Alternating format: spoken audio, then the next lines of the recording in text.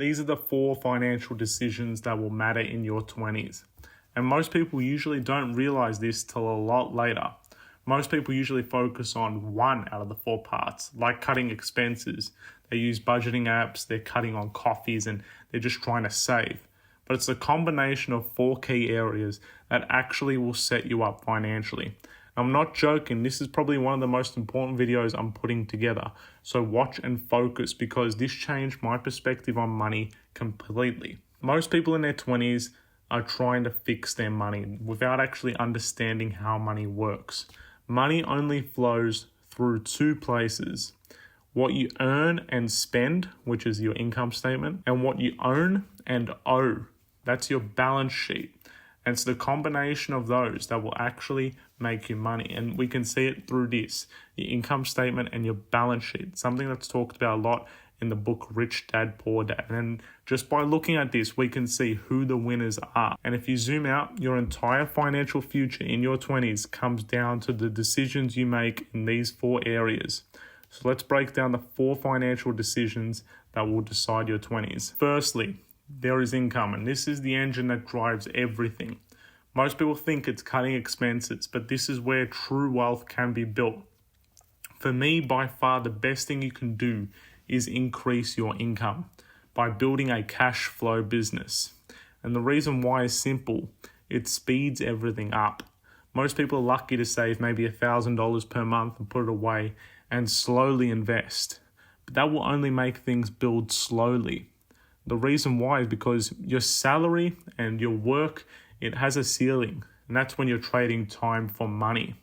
However, with a business, you can begin to expand beyond your own time, and you can go and easily earn an extra $5,000 per month. It can change literally everything, and for me personally, it's a massive focus of mine to be able to build a freelance business as well as focusing on building data systems for clients. The idea, having multiple clients, making me thousands of dollars to implement these systems while I work remotely from home, as well as in the long term through making content. But I put this first because income is the real engine that actually runs everything and should be your main focus. You can't invest into anything if you don't have the income. You can also, in the short term, begin to upskill and improve your certifications, which is something I'm doing in the short term, and it can help you earn a higher salary, which could be a great short-term move as well. But for me, a business is the best long-term play and by far the best thing to be doing in your 20s. Number 2 is your expenses, and this is the other side of the income, and this is the main leakage that's going to be stopping you. Me personally, I'm trying my very best to live like an absolute brokie while my income's going up. I'm just going to be very simple with you. What I'm really happy about is as my income has risen, as I've gotten better, my expenses haven't gone up that much, and I'm very careful where I spend. The reason why is because the more excess money I've put away and the more excess money I'm actually keeping, I can put that straight into investments. And my goal is generally pretty simple. 50% of my income goes to investments monthly. The reason why is I can be aggressive and I can keep my expenses minimized and I can continue to stack assets. The best way to do this is simple, but a lot of people struggle with this. And it's something that I've personally done. I want you to get your phone and I want you to click on your internet banking app. And I want you to do a personal audit on yourself. I want you to ask yourself, where is your money going? So I look back in the past, and for me, when I was in uni, it was stuff like spending a crap load of money on food. And I realized this was literally hundreds of dollars per month. And I realized it was just disappearing. It could also be on other stuff, like maybe you're spending on clothing, subscriptions like Netflix, gaming. I don't know, but you need to figure it out and you need to cut it out as quickly as possible. What most people do is as their income rises and they're earning more money, they suffer what's called lifestyle creep and continue to spend more as they earn more. And what it creates this never-ending cycle where you make more, you spend more, and you never actually build any form of wealth. Thirdly is assets, and this is fueled off the engine of income and expenses, what we mentioned before. With a maximized income and limited expenses, I can go aggressively into investing into assets. And what I do, very simply, as I mentioned before, 50% of my paycheck went out the door immediately, invested into assets. So I personally enjoy investing into assets like commodities, Bitcoin, index funds like the Triple Q, not financial advice, just what I'm doing. And the beauty of it is it means you are now earning independently of time. You're now making money work for you. And for me, it is one of the best feelings. I can't tell you how much I love investing. And it feels slow at the start, and it was something that it just didn't feel great. You put $1,000 into the market, what goes up 10%, you make $100. But do it again over and over time. You can actually start making a decent amount when the market goes up. And it's a great feeling. It's something which I just love so much. And it's something which I want everyone to experience. And it's something which I'm very passionate about. So when my paycheck comes in, I get excited. The moment it comes in, it's going out the door and I'm investing it as quickly as possible. So I continue to build up my net worth and grow over time. This is one that will take time, but it's where true wealth is built in the long run. When you're hitting your 40s, your 50s, your 60s, this is what matters. It is when the compounding of continued investment and continued growth comes through. But this needs to happen with the combination of a higher income. With a higher income, you can buy more assets. And this is all built, then we all come together for the fourth one, which is probably the biggest killer of them all. And it's the one that I've stayed away from the most. It's liabilities.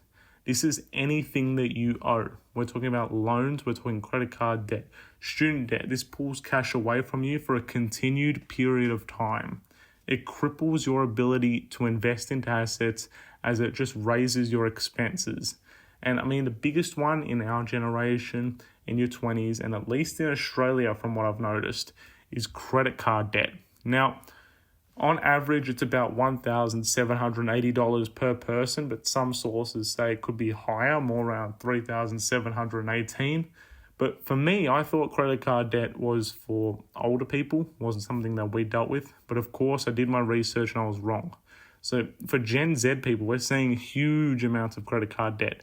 And it's something I was really surprised about because I'll be honest, out of these four, this is probably the one I know the least about. I don't have a credit card and I'm honestly not going near debt until I build any form of financial IQ and I know how to raise money to invest. But the best thing you can do is if you're in your early 20s, you don't have the experience, just stay away from debt. You don't really need it unless you're really struggling. And in that case, I say limit your expenses and don't spend your money on anything stupid.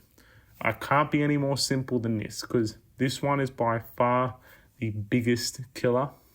And it's the one that's going to hurt you in this whole process. Your 20s financially comes down to just four things. It comes down to how you make your money, where you spend it, what you own, and what you owe. And the truth is, most people don't fail because they're unlucky. They fail because they focus on only one of these and they ignore the rest. So what they do is they just try to save more. They're focusing on little pennies and trying to be very careful, but they're not increasing their income. Some people are investing, but spend everything that they make. And then some people are earning more, but they just continue to drown in liabilities and expenses, and you're just canceling yourself out. But if you can get all four of these working in your favor, that's when everything changes.